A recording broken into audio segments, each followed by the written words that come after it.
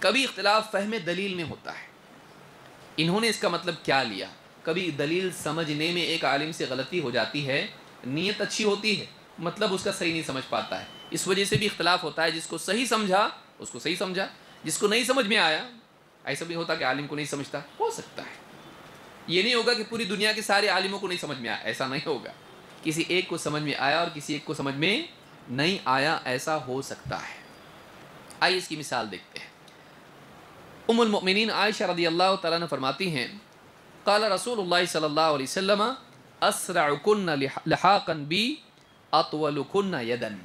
اپنی بیویوں سے کہا، تم میں مجھ سے وفات کے بعد سب سے پہلے آ کر ملنے والی بیوی وہ ہوگی جس کا ہاتھ سب سے دراز ہے، لمبا ہے۔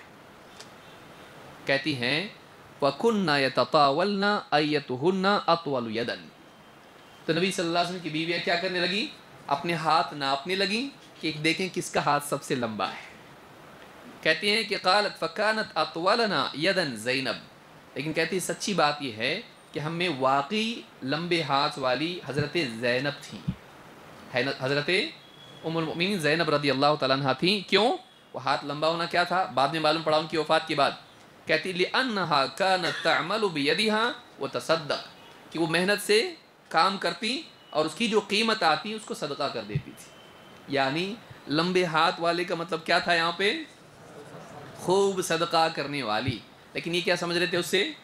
جس کا ہاتھ لینتھ میں زیادہ لمبا ہو، لیکن بات وہ نہیں تھی۔ آپ کی مراد یہ تھی، کیونکہ وفات کے بعد معلوم پڑا ان کی وفات سب سے پہلے ہوگی، تو کہا کہ پھر ان کی وفات پہلے ہوگی تو ہاتھ لمبے کا کیا مطلب ہے؟ ان کا ہاتھ تو نہیں تھا لمبا تھا، تو پھر معنی کیا ہے؟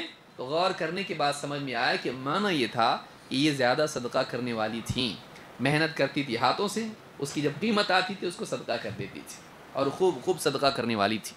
تو کبھی ایسا ہوتا ہے کہ حدیث کے سمجھنے میں بڑے سے بڑے عالم سے بھی چوک ہو جاتی ہے، تو اس طرح سے بعض اوقات ایک کی سمجھ میں آتی ہے دوسرے کی سمجھ میں نہیں آتی ہے، اس وجہ سے بھی اختلاف ہو سکتا ہے۔ یہ حدیث مسلم کی ہے۔